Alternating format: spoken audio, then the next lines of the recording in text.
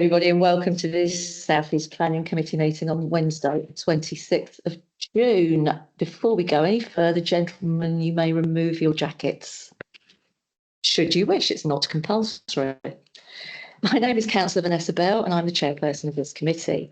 Members, we are not live streaming, but we are hoping that we are recording this meeting, and by being present in the meeting, you're giving your consent to being recorded. During each item, please put your hand up to indicate if you wish to speak, and I will then invite you at the appropriate time.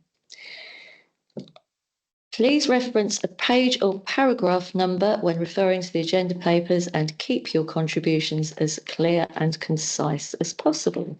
Thank you. Apologies for absence. May I have the apologies for absence, please, Committee Clerk? Good evening, Chair. We have apologies for absence from Councillors Bown, Leybourne and Stamp. Thank you, Chair. Thank you very much, Committee Clerk. So item 3, minutes. It's recommended that the minutes of the meeting held on the not 28th of June, the 28th of April, I believe, found on pages 7 to 14 are approved as a true and accurate record. I so move. Do I have a seconder? Thank you, Councillor Pratt. Can we agree those by assent? Marvellous. Thank you very much. So item 4, declarations of interest to disclose the existence and nature of any disclosable pecuniary interests, other registrable interests and non-registrable interests relating to items of business on the agenda, having regard to paragraph 9 and appendix B of the Code of Conduct for members. And I must remind you that if any declarations come to light during the meeting, please let me know. Any declarations of interest? None. Super. Okay, then let's move on to item 5, 22-01005 full land at Theedham's Farm, David Fisher Way, Southminster. And there's no members update. That's not it. I'm making this up. I'm on completely the wrong chairman's prompt. I do apologise. And either nobody noticed or you're all being very polite then. You could have just let me carry on making complete numpty of myself, members. Thank you very much for that. Whilst I try and find my, here we go. So let's rewind on that. Minutes of the meeting held on 23rd of May on pages 7 to 8. We've already approved those. So we have land at Silver Lake 0070 out. So it's an outline application. Land at Silver Lake, Southminster Road, Asheldham, and you can find this on pages 9 to 24 of your agenda pack. There was no members update for this. So before I make a further idiot of myself, I will hand over to Hayley Sadler for the presentation. Hayley. Thank you, Chair. This application seeks outline planning permission with all matters reserved for the erection of a 3-bedroom bungalow. Hoping there's not going to be so much of a delay. This is the location plan. You can see the location. This is Silver Lake itself, and the location of the proposed dwelling is down in this red area. This is the site plan.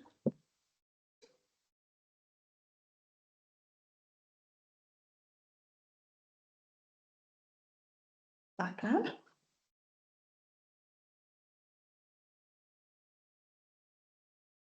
Following slide. Oh, site plan. Sorry, yes. This one? Yes. Yes. Do you want me to, sorry, you want Just what we're actually looking at. So this is just the zoomed in version of the location plan. So this is the proposed site of the bungalow. This is Rashid Lane down here. This is Southminster Road, which goes into Tillingham Road. This entrance here is the other entrance into Silver Lake itself, and this is the bottom half of Silver Lake. Rashid Lane runs all the way adjacent to the site. Thank you.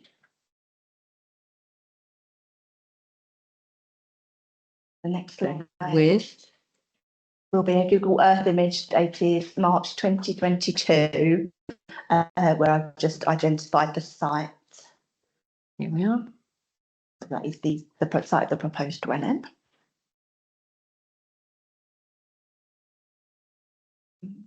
that photograph. So this is the entrance of Rushes Lane from Southminster Road, facing north.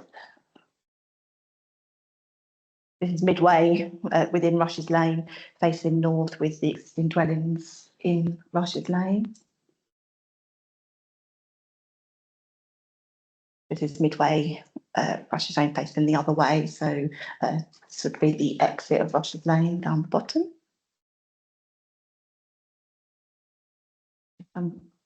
These are some of the existing dwellings along Rushes Lane.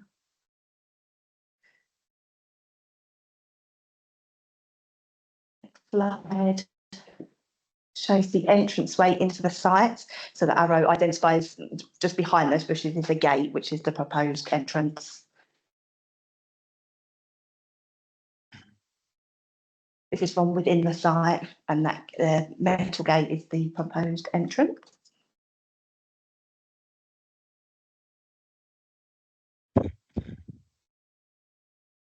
Photos from within the kind of location of where the dwelling would be. This is facing east. The next slide is facing southeast. This is the rough location of the proposed dwelling from within the site. Another photo. You can just see on the right hand side the metal gate, that's the proposed entranceway.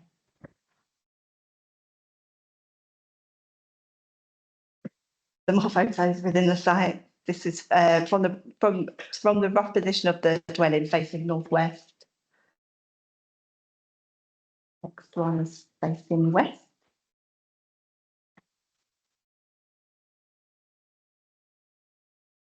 One is facing north.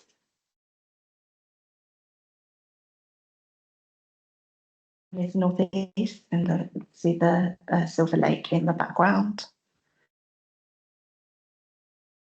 It's facing north.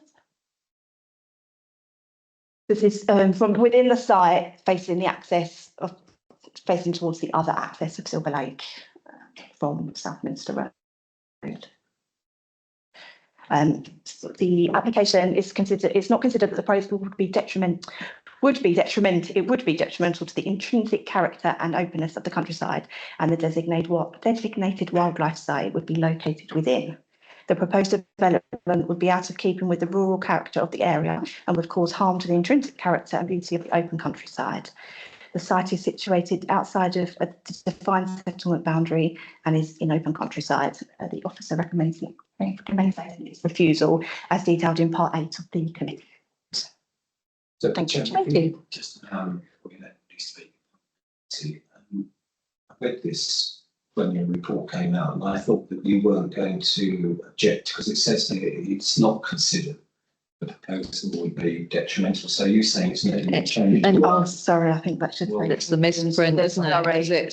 Someone was Is. come to speak tonight on the basis that it was detrimental. Well, yeah, that should say was. Sorry, that is a. So I mean, in one report, it's saying it is detrimental, and in the other, you're saying it's not. And that's quite confusing. Oh, that's a typo. Apologies, that is That's a typo of great typo. import. Yes, sorry. It is considered that it would be detrimental to the intrinsic character. Public document shared somebody who had concerns about being said because they felt that it wasn't detrimental. They Mm. were going to come here tonight to speak, but on that basis, they chose not to. But what you're saying is that that is incorrect. That is incorrect. That is a typo. Right, okay. Chair, can I also make a quick Yes. comment that obviously this is purely a presentation, and it is made quite clear in the committee report that is before members that it is detrimental to the character of the countryside. So I think the actual report, this is a presentation, but what members need to have regard to is the committee report itself. So, Chairman, Thank you, Mr. Lawrence. On that basis, then, the presentations carry no weight, either now or in the future. I find that quite extraordinary, what Mr. Lawrence said. Clearly, a mistake has been made, but the purpose of these reports is to reflect on what the officers then say. Chairman, I suggest we move on, but I mean, I don't believe what Mr. Lawrence said is right and proper, because that's now a public document. It might not form the basis of the planning report, but it's a public document and we should be mindful of that. But I suggest we move on. Thank you, councillor Fluker. So I will move on and I will invite, in line with the public participation scheme, I'll invite Ms Lisa Brown, who is the applicant, to speak. So if you would approach the table and just please speak clearly. We don't have individual microphones. There is a timer, Ms Brown. So whenever you're ready to start, you have 2 minutes. Thank you. Good evening, Chairperson and councillors. I'm Lisa Brown, the applicant, and I'm from Silver Lake. One of the reasons given for recommending refusal is that the proposed development would be out of character of the area and cause harm to the intrinsic character and beauty of Silver Lake itself. I strongly object to this statement for the following reasons. As owners of Silver Lake, we have worked tirelessly to make the site beauty that it is now recognised for, as well as supporting community activities. We manage the woodland area by copsing and replanting trees. The proposed development site is only 5% of the whole site.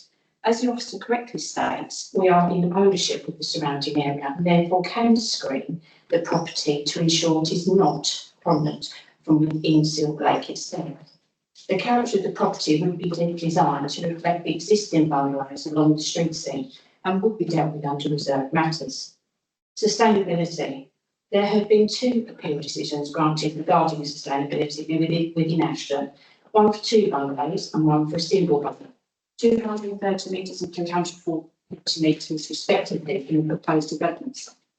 Since these appeals, the bus service has actually increased in frequency. Policy S1 states where there are groups of smaller settlements, development in one village may support services in a village nearby. I would say that this is true of Ashton. We are certainly users of services from Denginton and the South Minster. Ashton has employment opportunities with several large businesses where walking or cycling to work would be appropriate. As you can see, there are no objections from neighbours, the parish council supports the application and all the consultees have no objections. To put into context for you, this is Wildlife Trust, who was faulted the objection. We were not reconsulted after the ecology and tree surveys were carried out, and I would ask that you refer to place services comments instead. For the reasons stated, I would like you to support this application. Thank you for your time and consideration. Well timed, Ms Brown. Thank you very much. So I will open the floor, members. Councillor Fluker, you called this in. Would you like to Well, yeah, kick us off? it's a bit of a conundrum. To come back for so long, I've said, but Ashland, there's been 3 appeals in Ashland and they've all been upheld by the planning inspector. One of them goes back several years. Do you know, and I'm sorry to interrupt you, but it's important, could you clarify whether those appeals took place when we did have a 5-year land supply or not? Did not. I believe one of the others was when we ran out. We didn't listen or deep end. But I hear what you say, but I really my argument is that the 5-year housing land supply number is a minimum number. But anyway, Chairman, I'll go back to what's been going on nationally. There's some very interesting things which the planning inspection have picked up in the past. I mean, on each of the 3 appeals that apply to Ashland, not once have the inspector raised any issues around sustainability. It's unusual. I know the village well. The connectivity, as the applicant said, is much better than the bus service is much better than it has been, and it is near large employment places. But there's some other interesting stuff when we go through this. There's been a total of 24 planning applications, I think 23 planning applications in Ashton in the last few years. Amongst those, 7 2-bedroom bungalows have been approved. 2 on appeal, 5 by the local planning authority. And on top of that, there's been another 4 larger properties approved by the local planning. But one of the most interesting things is, Chairman, is that there's a map which I think the committee services do have, and it's this map. And it shows where all of those applications are, the ones that have been approved are all on there. There's 2 in particular, Chairman, which I think are worth noting. And on this, I think they're shown as properties 20 and 8. Both of these applications were recommended for approval, but they had to come to committee because there was member and officer involvement at a personal level, knows actual applicants. But in both cases, Chairman, the officers raised no objections on sustainability. For certainly one of them, we had 5-year housing plans, but I can't remember the other one. So that in itself, Chairman, is quite low. If we could just go into the street scene. Might take a while. Yeah, if we just go to the pictures where the site. Or the, Yeah, I know we've got a bit of a problem. which, I'll just tell me. Just roll forward a bit. So, for example, Chairman, that, we just go, sorry, can you go back? Yeah. So, for example, Chairman, that property there was approved. I don't think it came to committee. And that was quite recent. And I think, Chairman, just past that property. Oh, hang on, we Rush's Lane. No, I meant the one opposite the application site. Sorry, I think that's Rush's Lane. You just flick through one.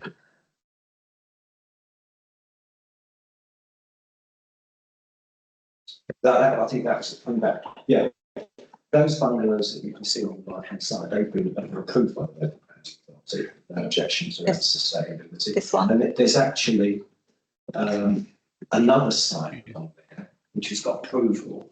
It doesn't appear on this map, but it's got approval. But it's not been built. So that's another one there where again there were no issues over sustainability. But I think I know we've got a problem with the slides, but perhaps if you go to the next one. In most of the slides that we put up, you could see, for example, that one, you can see that there's lots of other properties very, very close by. And I'm not really sure how placing the building there is really can be detrimental to the street scene. Look, you can see them all around this little site. And in fact, when this was open as a wildlife site, what you're actually looking at is the car park of the wildlife site. It used to be the car park. And technically it's a black field site, it's actually that. So, you know, there's a lot of things about this national in general which are very, very unusual. We've had 2 planning inspectors both agreed that it's on 3 occasions 2 planning inspectors agreed that the location is sustainable, which I think we all agree is unusual, but that's what's been said. We all understand everything has to be dealt with on its own merits, but when we've done that before, they've gone off to the planning inspectorate and the appeals have been upheld because what's gone on in the past. And I think, Ashland and Dengie Parish Council are part of Pearson Group, and they should be listened to. In this particular instance, they actually support this planning application, and it does bring, these applications bring a bit of churn to the villages. I mean, there was 2 bungalows were allowed on the field about 300 metres away from this site. There's young families in there. They go to the local school. Okay, it's a bit of a trek, but it's still sustainable, and that helps sustain local schools as well. So. There aren't any objections. There is a bit of a conflict. I mean, the Essex County Council places services, and if you read their comments, they don't really have anything to say about this. My feeling is changing because of the history, particularly in Ashford, and very, very close to this site, very, very close to this site with appeals. So I think. Chairman, I would be far more happy to approve this rather than face an appeal, which on the side of it looks as though it would be very difficult to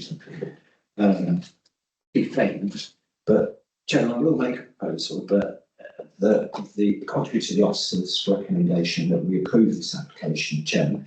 And I know that this is only an outline application, but Chairman, on the basis that the officer was mindful. If the committees were mindful to approve it, then we would add a condition to ensure that the applicant screens the property from the application side of the site rather than the 5, whatever it's Silver Lake site, because we wouldn't have any control over that in the future. But Chairman, that's my proposal, Chairman, that contrary to the officer's recommendation, we do approve this application. Thank you. Thank you, Councillor Flicker. Does that have a seconder? Yeah. Before I go, thank you, Councillor Neil. Before I go to you, Councillor Fittick, I just want to go to Mr Lawrence because I understand we have some more recent appeal decisions that might be relevant. Yes. So if you Thank could you, fill us Chair. in, Mr Lawrence, please. Yes, thank you. First of all, I'd like to remind members if on paragraph 5.1.16 of your report, there is an appeal decision for 2 bungalows on the land north of Willow Grove, where the inspector actually found it to be unsustainable despite being adjacent to various forms of built development, including housing and close to bus stops.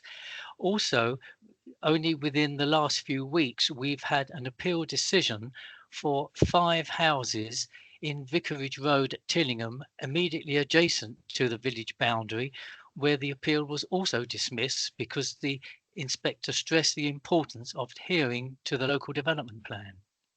So I think we do have strong support, particularly now from the planning inspectorate, both in terms of the appeal at Willow Grove and the recent one at Tillingham, Vicarage Road at Tillingham.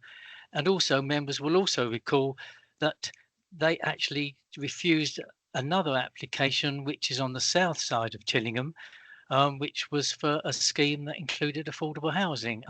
That in that case, officers did feel that it was suitable. Members agreed that there should be adherence to the local development plan, and I feel that's what members need to have regard to with this one. Each site is different, and we need to look at the particular circumstances of this site.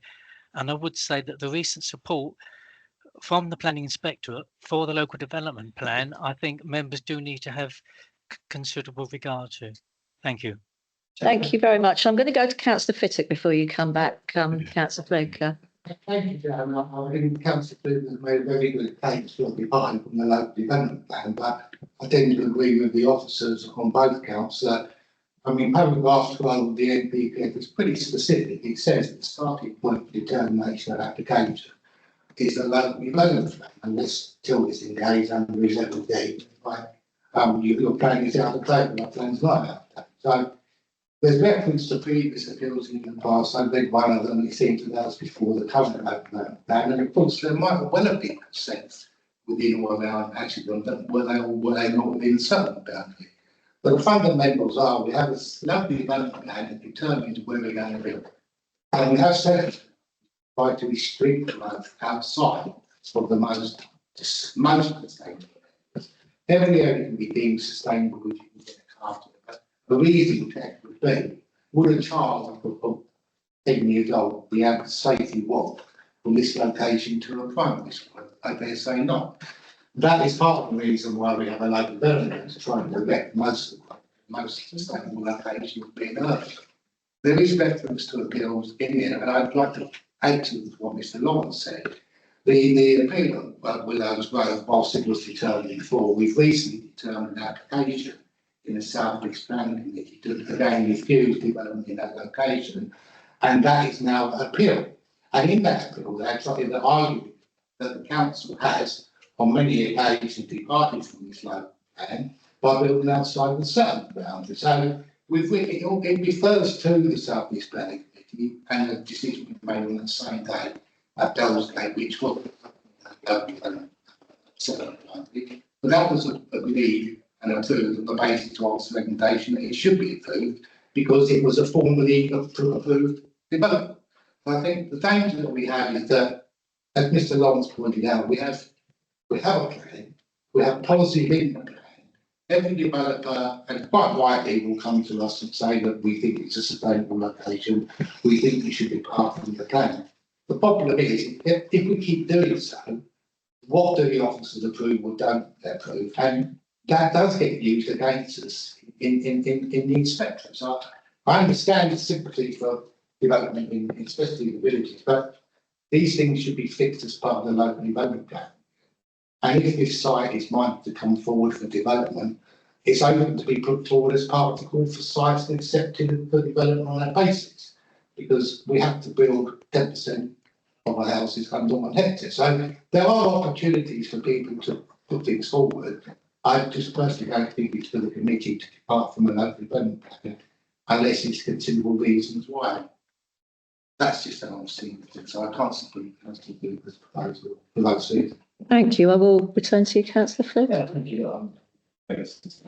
But there's an awful lot of sites that have been shown as being sustained corporate sites, and you'll know that it's 1,200 students accounts which makes it self-sustainable. But policy of the policy team are supporting these things regardless of local development plan.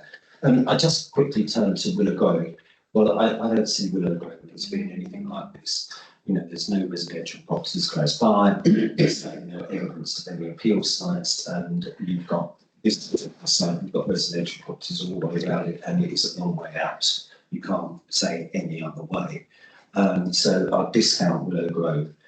As far as the South Street Tillingham scheme is concerned, the officer's recommendation there was to approve, regardless of the local development. And I agree that there was an unusual amount of affordable housing. But you chose to refuse it. I think it was by one vote. I understand that's too giving off to appeal now. And your reference about a child walking to the local primary school, well, out on Marsh, it's almost impossible. We have building places where we've had to employ school buses, and it's not just primary school children, it's children of all ages. And you may or may not be aware that the school bus, which caters for the primary school children, actually goes to Ashton in the morning because it has to pick up in South Kingston, believe it or not, Burnham, because there's no spaces in the schools there. So the business about getting the children to schools, and I think on at least two of the appeals, the inspector said yes, there is connectivity, albeit limited, and the report speaks to the fact that you can cite places and everything else. But how many times have we seen an appeal the inspector said it's not unusual nor is it unacceptable to have to use your motor carriage if you're not living in the countryside. So it is a conundrum, but I just feel as though if this was to go to appeal, you wouldn't be able to defend it. So Thank you, councillor Flynn. Yeah, that's I'm fine. going to go to councillor Bassinger. Thank you. I would just like to say that in this area, we've had so many campaigns to stop development, or not stop development, but at least contain development to keep it within the development plan. And although we would all like to champion the small person, because in principle, there's absolutely, in common sense, you would think to yourself, there's nothing wrong with another building going on the side of the village. It doesn't seem to be a problem. But the actual fact is, it is a departure from the development plan, which then sets up precedent, which then, for the next appeal, or for the next application, they will come forward and they will cite this application and say, well, we've approved this, so why can't we have this? So that's why we have the development plan. The idea is to work within the policy to keep things in an area where we want them as a whole community rather than things being spread around. And I do sympathise when it comes to these smaller applications, because in a way, because of the large developments, the smaller applications sort of suffer. But the fact is, it's about having an even playing field. And that's why we have policy. And these things have to be judged on policy.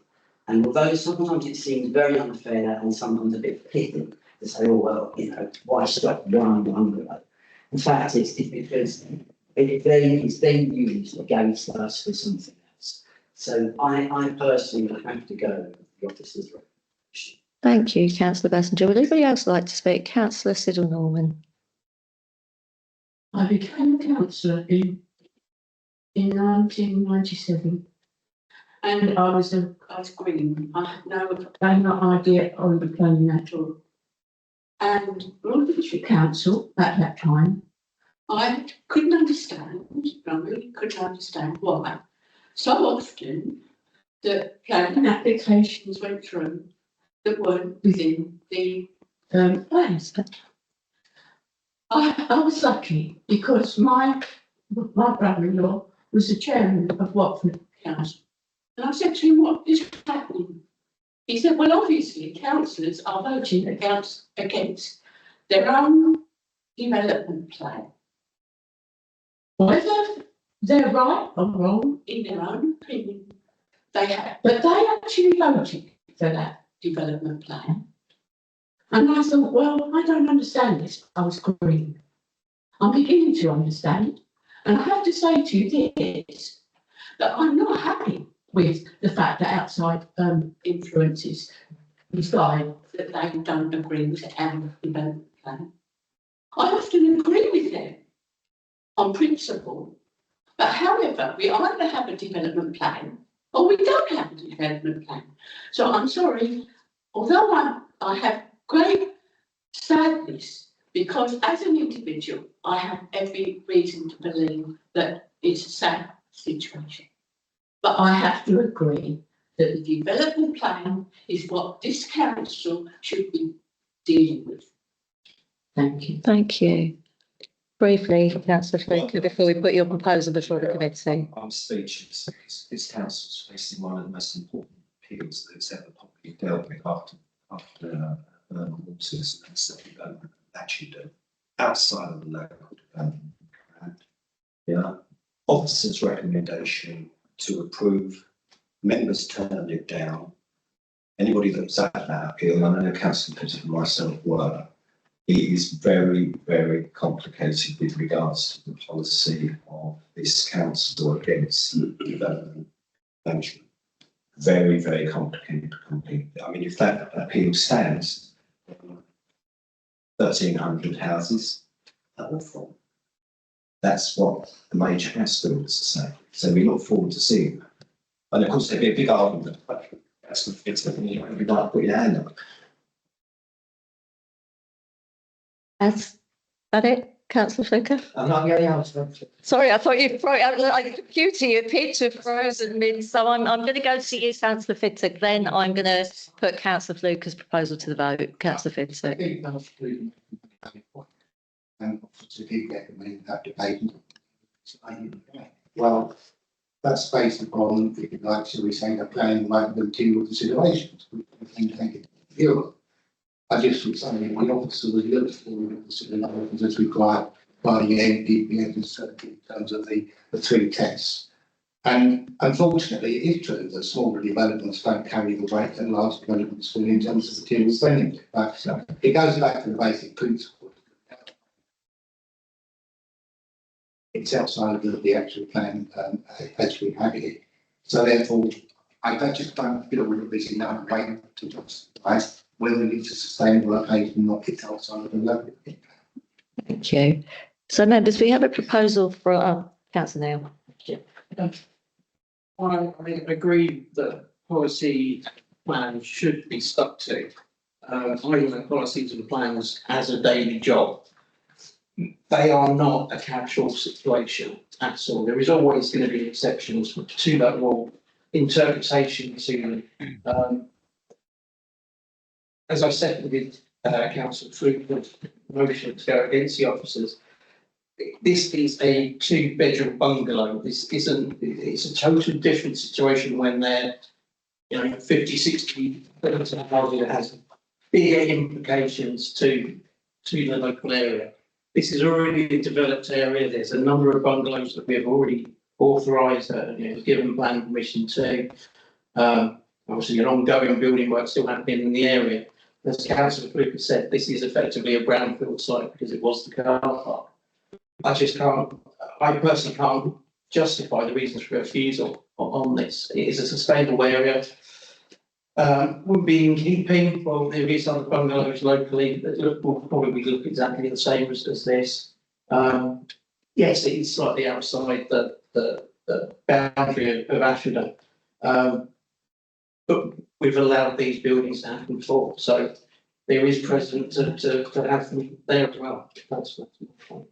Thank you. So councillor Fluker's proposal is that we, contrary to the officer recommendation, that we approve. So all those in favour of approving this development? So can I record it though? You certainly can. You certainly can. So I think it's really important.